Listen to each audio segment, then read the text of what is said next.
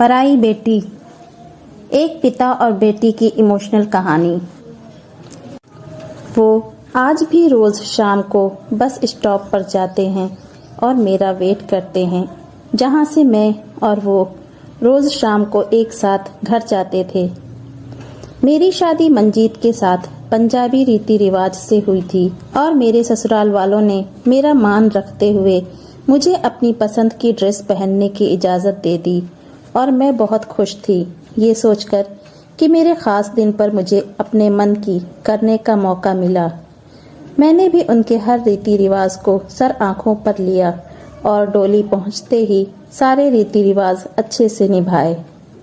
एक दिन मैं अपने मायके गई हुई थी तो देखा कि पापा दिन ब दिन कमज़ोर होते जा रहे हैं और कुछ सोच में डूबे रहते हैं। तो मैंने माँ से पूछा और माँ ने कहा, पता नहीं, जब से तेरी शादी हुई है कुछ खोए खोए से रहते हैं।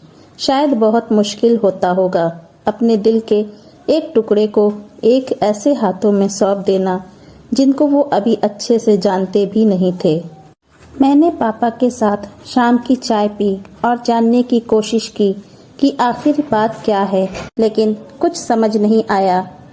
अब मेरे जाने का वक्त हो गया था और मंजीत मुझे लेने आ गए थे। मैंने पापा से ऐसे हाथ छुड़वाया जैसे पापा ने मुझसे छुड़वाया था जब उन्होंने मुझे फर्स्ट टाइम स्कूल ड्रॉप किया था। मैंने पापा को कहा कि मैं जल्दी ही आऊंगी मिलने और मैं चली गई। कुछ दिन बाद मेरे चाचा का मेरा हाल चाल लेने के लिए फ़ोन आया तो उन्होंने मुझे बताया कि मेरे पापा अभी तक ये एक्सेप्ट नहीं कर पाए हैं कि अब मैं पराई हो गई हूँ और उनके साथ नहीं रहती। वो आज भी रोज़ शाम को बस स्टॉप पर जाते हैं और मेरा वेट करते हैं, जहाँ से मैं और वो रोज़ शाम को एक साथ घर जाते थे जब मेरी बस मुझे वहाँ उतारती थी। ये सुनते ही मुझे समझ आ गया कि वो ऐसा क्यों हो गए हैं।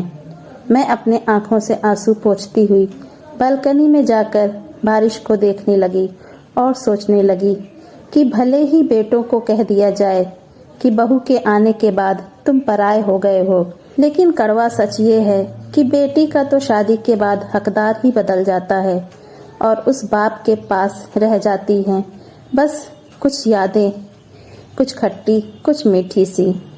दोस्तों, मेरी कहानी कैसी लगी कमेंट करके हमें ज़रूर बताएं।